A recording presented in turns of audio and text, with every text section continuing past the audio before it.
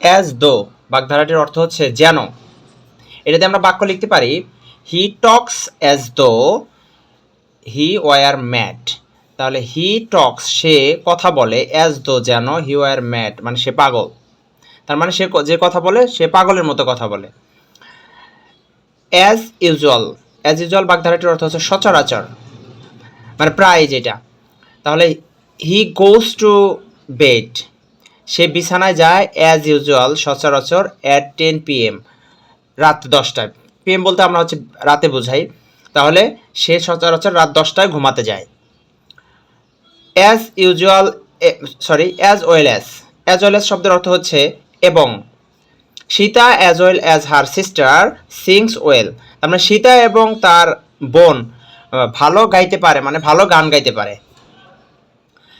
At a glance শব্দের অর্থ হচ্ছে এক নজরে। তাহলে I looked over the paper at a glance আমি কাগজটি এক নজর দেখেছিলাম।